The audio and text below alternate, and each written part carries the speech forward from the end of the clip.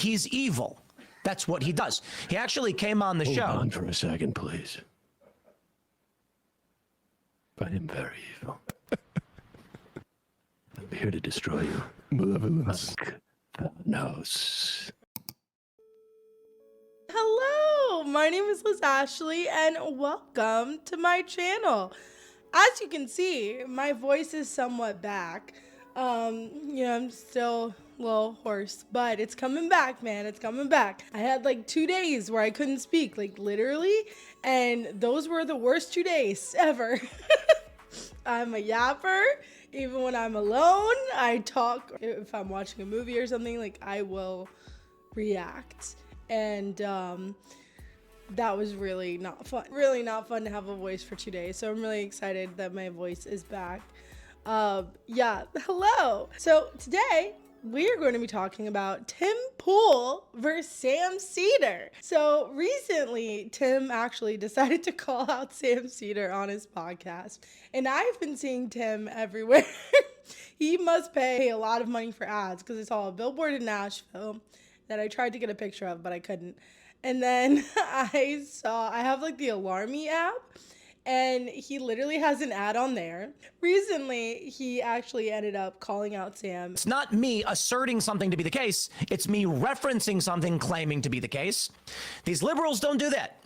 Or if they do, they take them out of context intentionally. That's the game they play. My favorite, of course, is everybody's favorite liberal, Sam Seder. I'm just kidding, by the way. He's actually one of the smallest personalities. And I wanted to talk about this real quick because, one, I thought it was funny. Two, it has to do with the whole like conservatives being anti-war thing. And then also Sam responded. So I thought it'd be fun to, talk about it. So all right, let's get into it. So there's actually a lot of lore surrounding this call out. Tim Pool used to be, he wasn't always like this conservative. And to this day, I don't think he even admits that he's conservative, which is really funny when you think about it. Which is hilarious when you think about it. But he's always kind of tried to be, well, when he first started, it was like the Wall Street thing. I don't know. I was kind of young at that point. War on Wall Street or whatever. I don't know. There was a whole thing. I forgot what it's called. But Walk on Wall Street? I don't know. I don't remember. But it was basically, when people were upset that Wall Street was they were getting bailed out, but the people during the financial crisis were not. And so that's something that he was a part of. And so during that time, he had somewhat of more of like a leftist view of things and actually used to look up to Sam. And he said this before. And since he's kind of gone down this right-wing trajectory, that has changed. And there was a time, I think it was not last year, but like a year before that or a couple years ago, where Sam Seder was actually like on this list, because apparently he can't go back to Fox, or like he's not, like people don't ask him back to Fox. He's on some list. And apparently like a lot of conservative, like people online even would not invite him on his podcast. And Tim, I forgot where he said it, but there was somewhere where he was like, yeah, no. Like no one talks to Sam Seder. Like he's on a list. This is after he had said that I was blacklisted from every show and that he would never, ever have me back on, because the first time he interviewed me, which was a remote incidentally, I sort of humiliated him. And Sam's like, yeah, thanks, I know. But apparently like no one wanted to invite him because Tim will say that Sam's like disingenuous and all this other kind of stuff, but it's because Sam is a very good debater and can kind of show, if you don't know what you're talking about, like he does know what he's talking about. And so it's obvious when he sits down with some of these conservatives and, Jubilee, Patrick Bet-David. And so and I think it's funny because I think Patrick Bet-David was actually one of the first conservative shows he went on. And I think at first there were people like him who were a little upset, if I remember correctly, because because they were like, wait, we didn't want him. Like, we didn't want him to come on all these shows, and now you let him on a show. And I think Sam did pretty good on Patrick Bet-David, even though they didn't listen to him. So after that, Tim actually, because Tim's famous thing is that no one ever wants to come on this show. Leftists, liberals, they never want to come on my show. They never want to talk to me. Sam has always been like, no, I'll talk to you. I don't care. Apparently, like, there were messages and like Sam ended up leaking them. There are messages of like Sam and Tim talking, and Sam's like, and Tim, his whole rhetoric up until this point is like, oh, Sam chickened out, like blah, blah, blah. And Sam's like, that's not what happened. It was during 2020, and so Sam's like, well, I'm not going to fly in. We can do it remotely. And he and Tim will not do it remotely. Like, he wants people at his compound. And so for the longest time, Sam had not gone on Tim Pool's show because he didn't want to go in person. He didn't have enough time to go in person. He does a show every day. Like, he doesn't have enough time. And it's funny because there's actually a point in time where Tim admitted that, and for both Hassan and Sam, and said, oh, they have their own shows every day, like, I get it. But everybody else doesn't want to come on and talk to me. And so I think that's funny. But Sam and Emma eventually do go on Tim Pool. And it's funny because it's after Tim accuses them of using some filter to make his music sound bad. So Tim has a band who he's named after his internet show, which is quite funny. It's very silly anyway, but I'm like, if you think you sound bad, Tim, then maybe you just sound bad. I don't know. But maybe you just sound bad, Tim. I don't know. This is why you guys don't get invited places, because you're not having real conversations. I don't really care about getting invited places. Yeah, right. So go live in your grifter echo chamber where you guys can play songs with bad audio and then say, whoopsie, grifters. Whoopsie. Recently, he called them out and was like, oh, places like Majority Report just want to use these clips of me. You know, they're saying that I'm not anti-war, and they're just using this one clip, and they're clipping me out of context. And, you know, how dare they say that about me? He made a video saying my anti-war stance was a grift. Then he went on to show other people's opinions, not mine, and attack my argument. Because Pause it for the a reality second. is, Matt, do you remember that video? Absolutely. Where were those other people's opinions?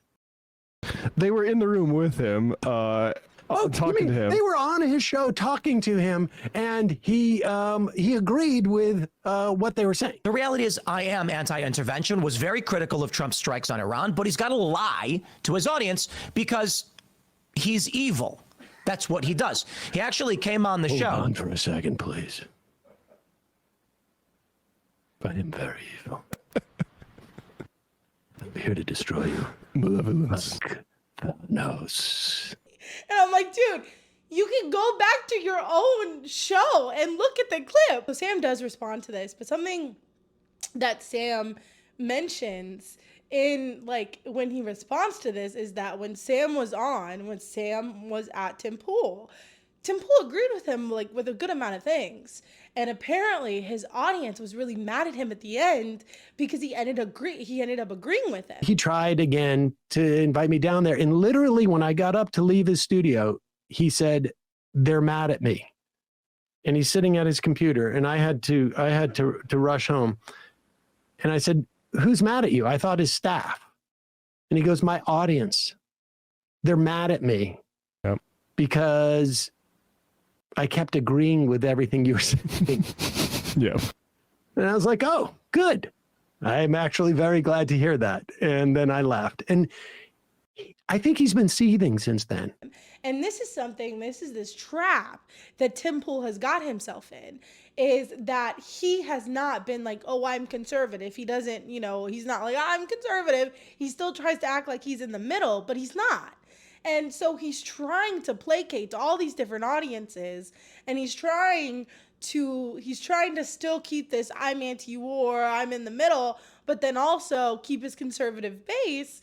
And I don't know if it's working for him. Like, of course, Sam's like, okay, yeah, so you're just trying to placate to your base. And, Tim Pool, it's funny because I've made videos about Tim Pool before, and all of his sycophants will get in my comments and be like, you didn't research this, you're so dumb, blah, blah, blah.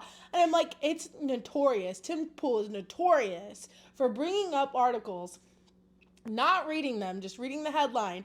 And then he's done this before. He starts reading into the article and he has to stop reading the article on live because he realizes that the article is actually the opposite of what his point is, of the point he's making. And so, like, Tim Pool is notorious for that kind of stuff. So I think, like, I don't really know what he believes. I think it's hard for him to straddle that line at this point because the dividing lines are very stark. And so when he agrees on certain things, people are like, wait, what? This is how he started off his video about war and Bernie, I guess. When you don't know anything, it looks like someone is intentionally lying because you never checked. So the issue then for liberals who are in prominent positions, they know they only maintain their political power by misleading those who don't read the news and don't pay attention. And then for the average person who is actually just consuming news through sources, what is the difference between you and any other liberal viewer? You watch this show where you're more likely to get something closer to the truth, and I show every news article in every segment that I make. So when I say something... Pause it for a second. When I was on his program and took him to task for his lies about Social Security, he literally said to me, I only read the first 2 paragraphs of the story. Yeah, So the story existed. He shows a screenshot of the story, but he doesn't read any further into it than he does show on the screen. Like, you getting mad at people for reacting to what you're saying is crazy. It's funny because it's like, okay, you said this stuff. You said it. He really damaged their nuclear capabilities and blah, blah, blah, even though there's speculation about that. But he's over here being like, oh, that's great, but I'm still anti-war. And it's like, are you? Like, people can look at these clips. Like, the one thing I do want to say, I am not for this. I know it's a rock and a hard place, and it's easy to sit in my air-conditioned building in the middle of West Virginia with no stake in the game. Well, minimal, to be honest. It's easy to just be like, why are we doing this? Without really knowing. But my point is, I do not feel that the U.S. has justified these strikes to the American people, the threat, the risk, etc. I don't think they did a good job. That being said, to those pilots and the crew on this mission, it's amazing. 37-hour round-trip flight in these bombers with nothing but a small chemical toilet. Whoa, probably in some MREs. Holy cow. Very impressive. I'm very anti-war, but the real story here is these guys peed in their outfits. so you getting mad at people for reacting to that is crazy.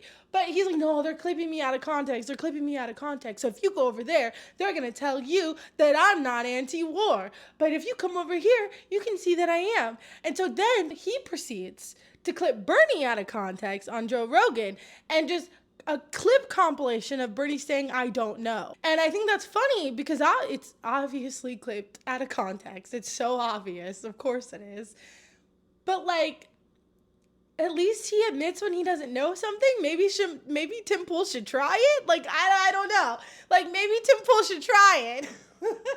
Maybe he should try it because he talks about a lot of stuff that he doesn't know about. Tim responded to this. We reacted to a clip where he had a couple of people on who were cheering on the attack on Iran. And here is his supposed anti-war stance after Donald Trump, who he knows his audience wants him to show fealty to, attacks Iran. And just after he gets a raid on Rumble from Steven Crowder, I'm in the middle of talking about Iran, and I have to pretend like I'm anti-war for the people who have seen me before now, but I also have to pretend like I'm not that anti-war so that people who Steven Crowder sent to me stick around and watch. This is the dilemma that Tim Pool has. Yep, exactly. The country, and it is an honor and a privilege for the raid Steven Crowder sends my way. Welcome to the Rumble Morning lineup. Of course, I am entering the afternoon for all of you.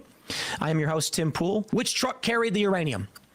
Was it 1, 2, 3, 4, 5? Was it all of them? The issue is There's multiple trucks. You don't know what they're being loaded with, and they could be decoys. We got 3, 4, 5, 6, 7, 8, 9, 10, 11, 12, 13, 14, 15, 16 trucks. Maybe. It's kind of hard, a little grainy, but it looks like about 16. He's so nervous right now. He's so nervous. He's trying to fill space without taking a position on anything. He's trying to straddle this line of like, I am anti-war, but I also think what Trump is doing is great. You know, I'm anti-war, but also like, well, I'm not going to get, you know, I'm going to sit here and do a presser with Benjamin Netanyahu. Like, and so it's like, no, you're not consistent. You don't have consistent values. This is not consistent. You are just trying to placate to different audiences. And it's obvious. Like, it's so obvious. You go so hard on Ukraine. This is psychotic. Ukraine is the enemy of this country. Ukraine is our enemy. You get so mad at Ukraine, but then when it comes to Israel, that we give more money to, that we've been giving a ton of money to for decades, and you don't care. And like, you don't know about that one. And it's like, okay, I mean, sure. But you're to the left of the left on war. I don't think that's how that works. Then, I mean, that's pro-imperialism. That's not, and that's still pro-war. No, Yes, it a lot of is. people around the world do a lot of bad things. I don't think the U.S. should be an empire going and funding wars all over the world. We're not funding wars. We're funding the defense. And something that you can be said where should we draw a certain line? I have already conceded that strings should be attached and we should be involved in peace negotiations. This is like the same argument that you hear when it comes to Israel and Palestine, right? Where Palestinians are defending themselves, and then it's, oh my gosh, they are just it's completely symmetrical. Israel and Palestine. These are two actors just battling it out. So you're in favor of intervention there? No, I would love to fund Palestinians so that they were able to have a better You are life to for the right themselves. of me on foreign policy. Well, we already fund Israel, dude. Yeah. Are you against that? That's a tougher question. I don't have an answer to. That's a tougher question. I don't have an answer to it. It's really silly, and I just thought it was really silly, and I wanted to talk about it. My stance is that most conservatives are not anti-war. Donald Trump is not anti-war. All these people are not anti-war. Even Marjorie Taylor Greene, she says she's anti-war, but then, she votes for the big, beautiful bill, and that is my first relative. So I feel like her rhetoric is correct, but everything else is not, because her actions do not match up. And that's something that, like, I criticize the Democrats for. So it's like, no, your actions don't match up. You are not anti-war. You are not anti the big, beautiful bill. You're not anti anything. Like, you will capitulate. You just have the rhetoric of you just have this rhetoric because you want people to believe you, because you want people to follow you. And it's the same with Tim Pool. And I think a lot of conservatives fall into that, where they say they're anti-war, they say they're populist, they say they're all these things, and people believe them. But their actions do not show that. That's not what their actions show. Their actions actually show quite the opposite, but people believe them. The right is not anti-war. They're not anti-war at all, okay? I'm sick and tired of people trying to act like they are. They're not, and I think everything that's happened in the past few months, I feel like, proves that. But anyway, that's the video today. I hope you enjoyed. It's getting very difficult to keep talking without coughing. Hopefully this goes away soon, but I'm just happy I have my voice back. And I'm able to talk to you guys. And yeah, well, all right. Thank you so much for watching. I hope you enjoyed. I will see you in the next video. Please like and subscribe, turn on post notifications. I have a membership, I have a store. I'm trying to grow. My ultimate goal is to make this like my job. So if you want to help me out with that, that would literally mean the world to me. And so yeah, well, yeah, I will see you in the next video. Bye.